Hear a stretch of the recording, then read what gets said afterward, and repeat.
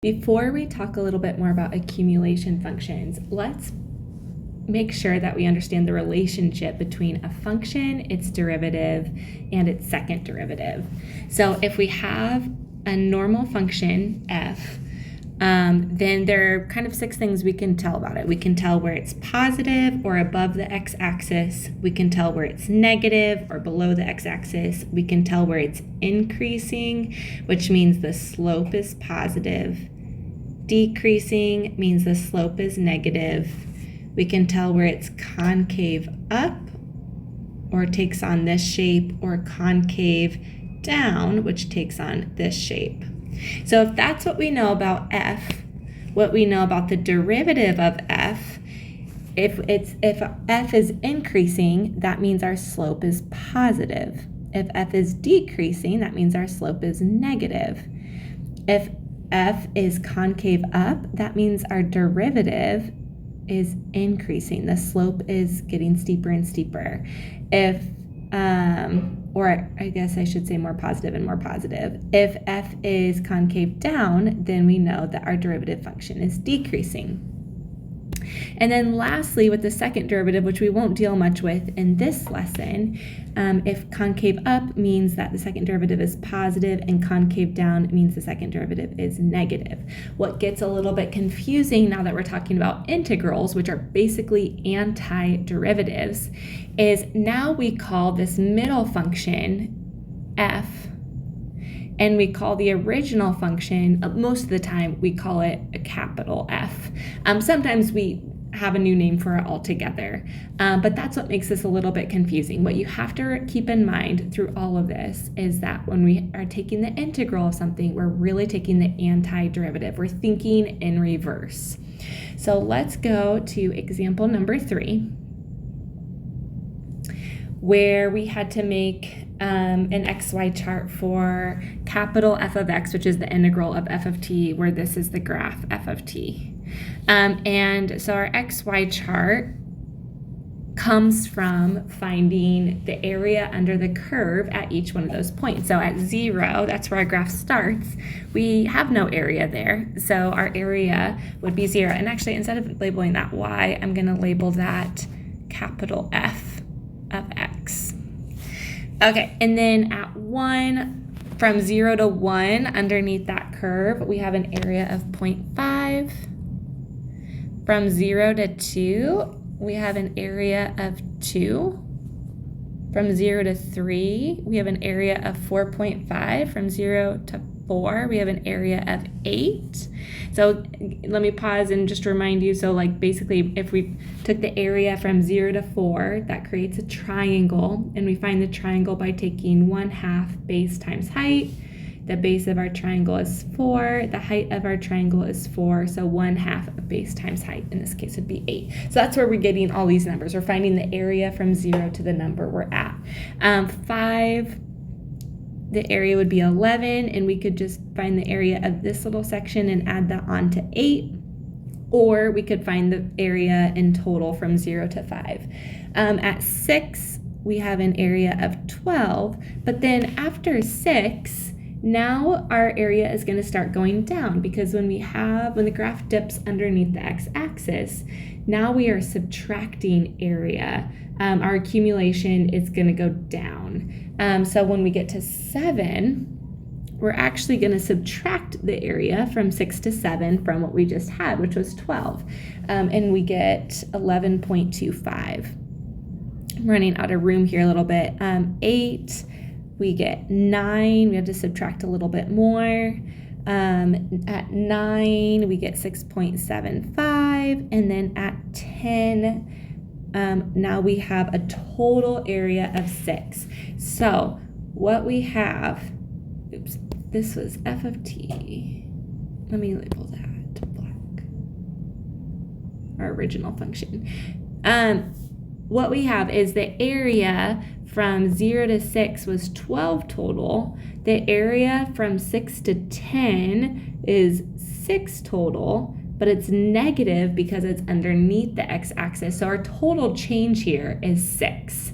From 0 to 10, we have a change of 6. So using this graph, let's answer some questions about it. The domain of capital F, so that's what we were just finding our points for, is going to be 0 to 10. Our reason for that is our original function had a domain of 0 to 10, and where the original function is continuous, so is the integral. So our original function was continuous from 0 to 10, so is the integral, which we're calling capital F. Let's go ahead and graph these points real quickly. So we had 0, 0.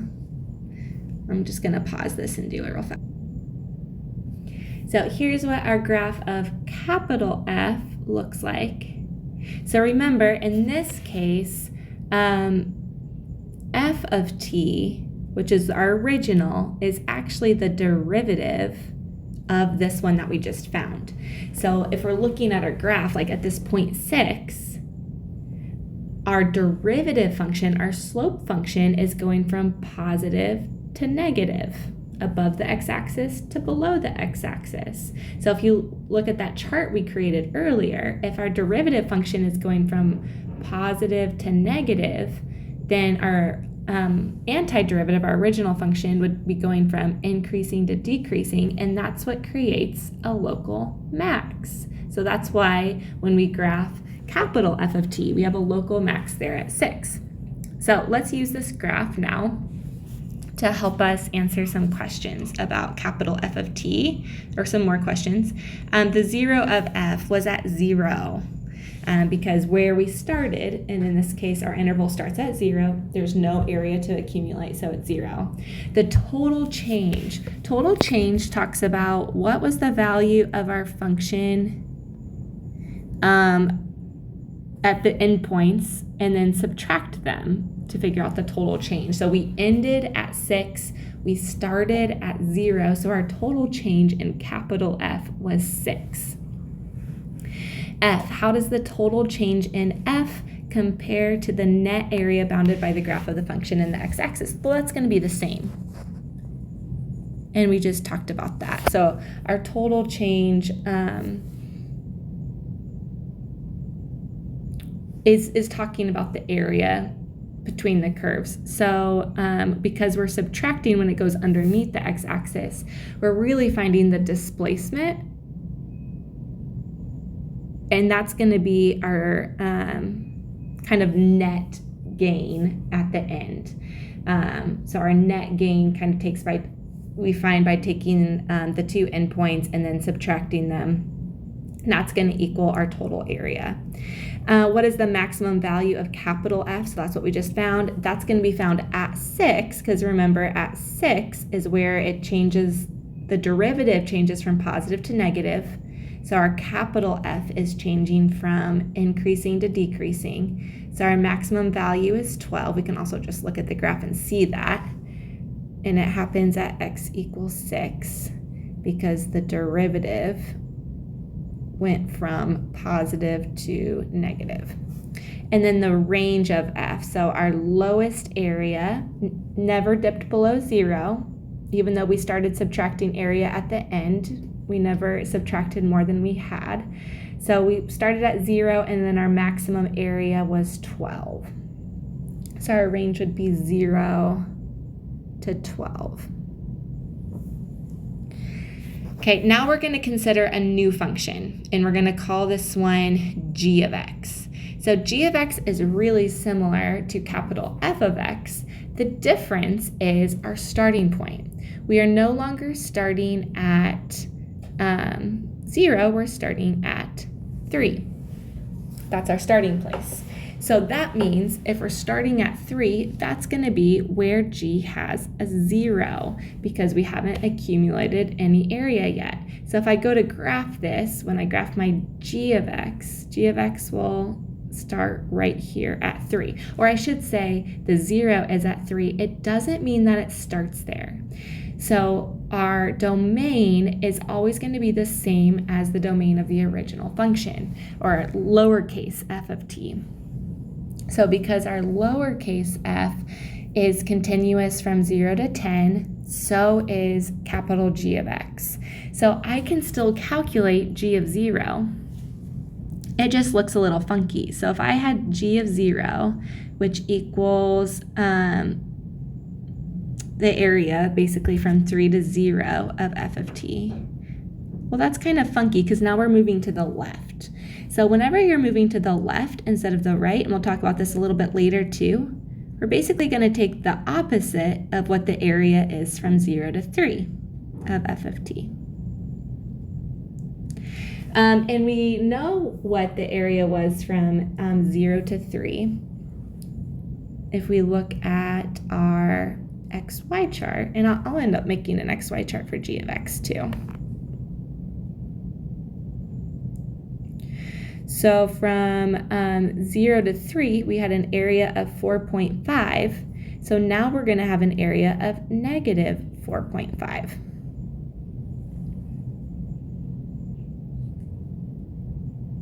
So our g of 0 is going to be negative 4.5. And like I just said, our domain is going to be consistent with the domain of our original little f of t because it just is. When we take the antiderivative, the domain doesn't change from the original. Okay, so let's go back. Actually, before we answer the rest of these questions, I think it'll be easier to go ahead and find all of these coordinates for capital G of x, which again, the only difference between capital G and capital F is that we are starting at 3 instead of starting at 0. So if I'm finding the integral from 3 to 1, remember that's going to be the opposite of the integral from 1 to 3.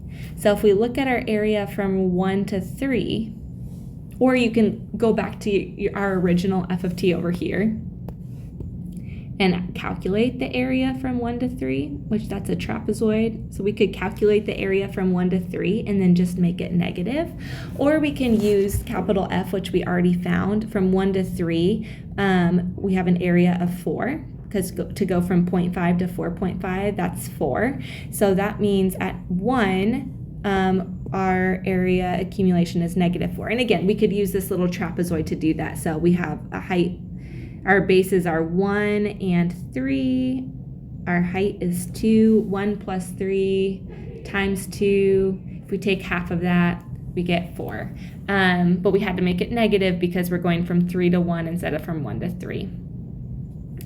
So same thing with 2. Now we're going from 3 to 2. So, oh, nuts, did not mean to do that.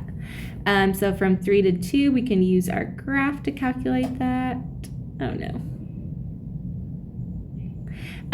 Or we can use our chart. So finding from 3 to 2, that's 2.5. So we'd have negative 2.5. From 3 to 4, now we're just calculating, or 3 to 3 is 0.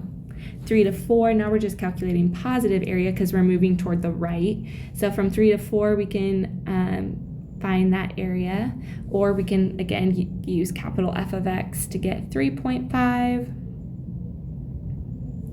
And so I'm going to go ahead and finish these coordinates real fast. Before I even go to graph capital G, notice our outputs are always 4.5 less than the output of capital F. So right here is 4.5 less, here, here, here. So when we go to draw capital G of x, all of our points are going to be a 4.5 shift down from where our capital F was. Sorry, I got distracted for a little bit because my point for 1 was off for F. I'm going to go ahead and finish filling those in. So as you can see, all of G is a vertical shift down 4.5. So let's finish answering these questions then. So the total change in G is going to be the same as the total change in F. We're still changing 6. Our numbers that we're using are just a little bit different because we're going from 1.5 to negative 4.5 when we take G, not F. When we take the two endpoints, but we still get 6. The maximum value of G is going to be different. It's still going to occur when x equals 6 because it's modeled just after our capital F, but now it is 7.5 instead of 12 because we take 4.5 less. So the range is going to be a little bit different than F because everything is moved down 4.5. We're starting at negative 4.5 instead of starting at 0. And we're ending at 7.5 instead of ending at 12. Oh, it says sketch it in green. I did red. Whoops. A few more questions about capital G, or just in general. So when we change the K, or our starting point, all that does is creates a vertical shift in the graph. What point must lie on the graph of any family member? So there's always going to be a 0, and the 0 is always going to occur when the area is 0, which is your starting point. So whatever K is, that's always going to be a 0. And then as K takes on different values, the functions graph as, we just said that, vertical transformations of one another, each containing the particular point K0, that was our second question, even though the lower bound changed.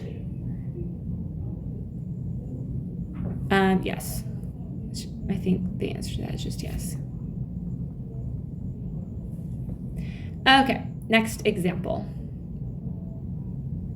which I actually think is a little bit easier. So because the areas are already found for us, which they needed to be because they weren't perfect triangles, trapezoids, rectangles, whatever. But what it's telling us is -3. So this is, let me look at the original notes, make sure I have this. It's right here, the derivative F. So this F that's graphed is the derivative of F. So F of X equals F prime of X. And it's telling us that our derivative function has a point -3, -8. So if our derivative function, I'm going to go ahead and fill that into this chart, -3, -8 is a point on our original function, So if we are trying to find f of 2, so right here, our value is -8. We want to find our value at 2. So if I'm going from -3 to 2, basically is what's happening here.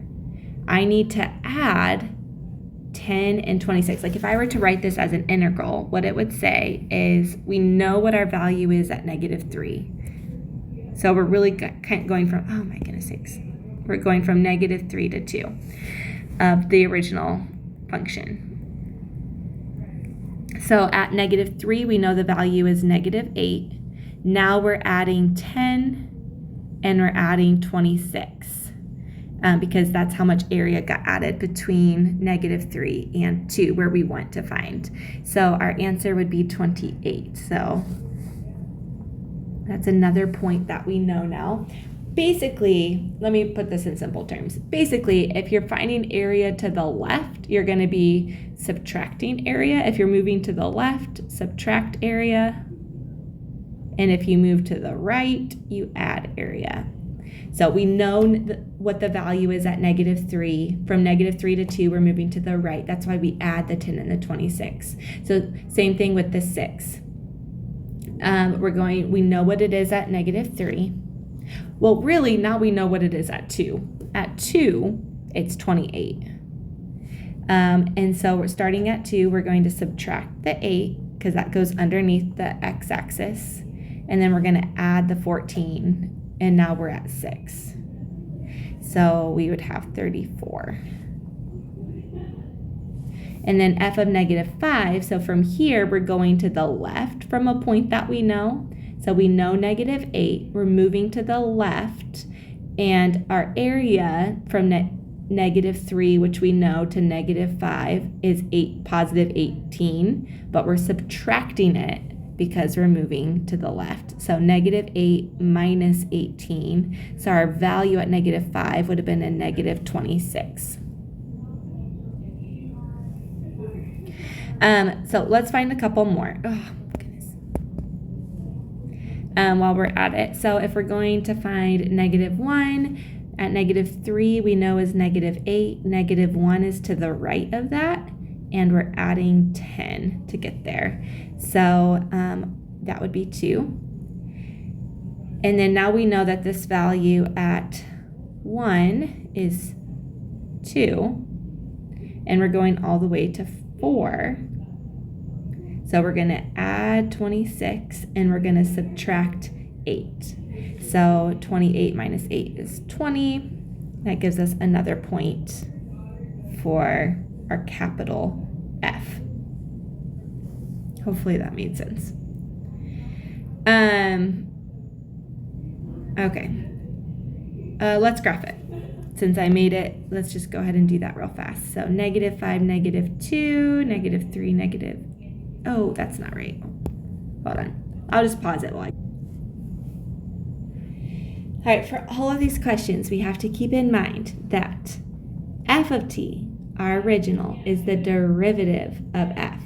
So now we have our kind of our original function. So we're going to answer these questions, and now I obviously have a picture I can look at. Maybe I should have saved the graphing to the very end, but let's try to answer these questions without looking at the graph I just did. So it says, since the area under f, so that's the original, the one that, the original picture that we had, is positive from negative 3 to negative 1. So that means our derivative is positive. If the derivative is positive, our function is increasing. So the derivative was positive, which means our function is increasing. That's kind of like that chart we started off with. The area under f, so that's the derivative function, accumulates at an increasing rate. So our derivative is increasing. If our derivative is increasing, that means the antiderivative, or capital F, is concave up. And then F is the opposite. If it accumulates from negative 1 to 2, so let's look at the picture. From negative 1 to 2, it's accumulating still, but at a decreasing rate. So our derivative is decreasing. That means the original function is concave down. So let's actually go back up to the original picture and let's talk about what we know from looking at this. So here are some things we know. We know by looking at this picture, let me erase some things here. Okay, we know that at x equals 2, there's going to be, on the antiderivative, a local max. Because our derivative is going from from positive to negative, which means f is going from increasing to decreasing, and that creates a local max. At 4, we know there's going to be a local min, because our derivative, which is this graph that we have, is going from negative to positive, which means our antiderivative, which is what we're trying to find, is going from decreasing to increasing, which creates a local minimum. We also know that there are some inflection points. So we've got inflection points at negative 3, at negative 1, and at 3. Let's talk about why. So from here, our derivative function is decreasing, and then our derivative function starts increasing. So if our derivative is going from decreasing to increasing, that means the second derivative is going from negative to positive, which means it's going from concave down to concave up, which creates an inflection point. So same thing here. We're going from increasing at -1. We're going from increasing to decreasing. So because our derivative is going from increasing to decreasing, that means our second derivative is going from positive to negative, which means we're going from concave up to concave down. And then here we're going from, at 3, we're going from decreasing to increasing again, decreasing to increasing, which means our second derivative is going from negative to positive. So we're changing concavity, so there is an inflection point there. So when you look at this graph, you can kind of see them, or some of them. So we should, or wait, I did not graph this right. There should be an inflection point at -3. What did I do here? Oh, -5 is not right. My value at -5. -8 minus, oh, I don't know what I did. I wrote it right here. It should be -26, but my graph is not correct. Let me erase that. I was gonna say that's not an inflection point. Okay. So now you can see it a little bit better. So like we could tell by looking at our original graph, we've got a local maximum here at 2, a local minimum here at 4. Is that what we had said? Yep. And then our inflection points were supposed to be at -3. Some kind of, I could have drawn my graph better for sure. -1 was another one. And 3, this one is a little bit more obvious. So if all of that makes sense to you, this last example will be pretty easy. I just wanted to make sure it's the last one. This is we're going to wrap everything up that we just talked about. So before we answer these questions, let's talk about this graph. So this graph is the f of t, little f of t. So f is the same thing as the derivative of g. So once again, we're finding the antiderivative. We're going backwards. Integrals go backwards. So where f is positive, let's just write down some things that we know. Where f is positive, that means g is increasing. Where f is negative, and you can get this by kind of looking at that chart we started with today, because again, f is the derivative of g, we're going backwards. So where the slope is negative, that means our original function is decreasing. Where our slope, f is the slope or the derivative, where our slope is increasing, g is concave up. And where f is decreasing, where the slope is decreasing, where the slope is going at a decreasing rate, that means our original function is concave down.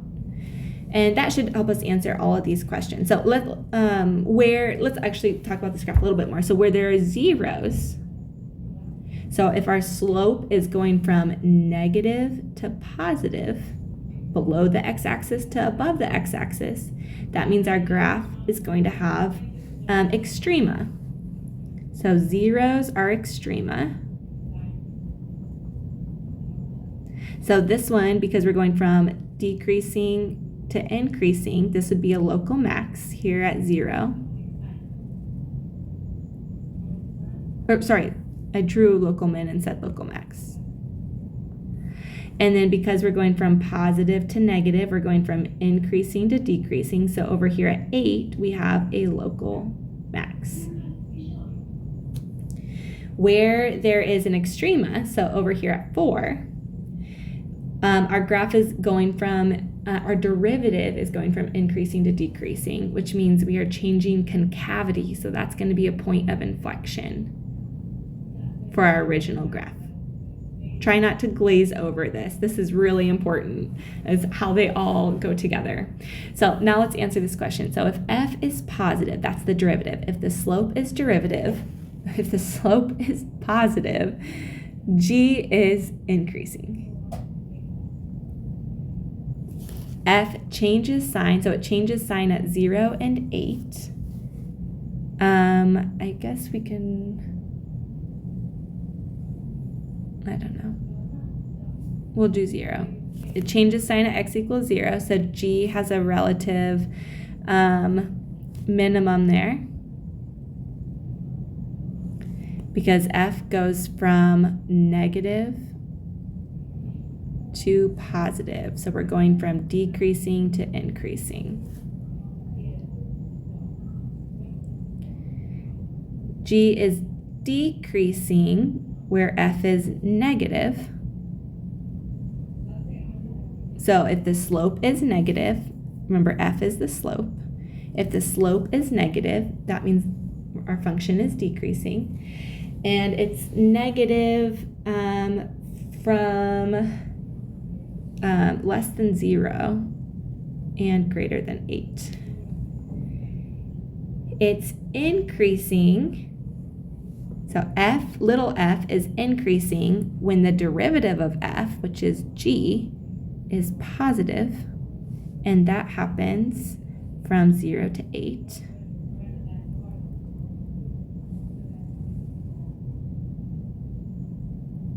So that's where the derivative was positive. Oh wait, hold on, I did that wrong. F is increasing. I did that wrong. Where f is increasing, that's our derivative. Where our derivative is increasing, that means the antiderivative is concave up. And that's going to happen, where are we increasing? From 0 to 4? Or technically from wherever to 4. X is less than 4.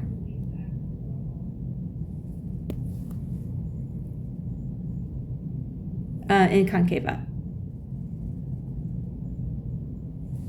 I have to remember. Okay, f is g prime, not the other way around. Okay, so the graph of g is concave down. That would be where f is decreasing. And those charts really help on this too. And that's when x is greater than 4. And the graph of f has a maximum where we changes from, oh no, f is the derivative function. Oh goodness. So the derivative function has a maximum at 4, which means that g has an inflection point there. Hopefully I didn't totally butcher that. If it doesn't make sense, watch another video.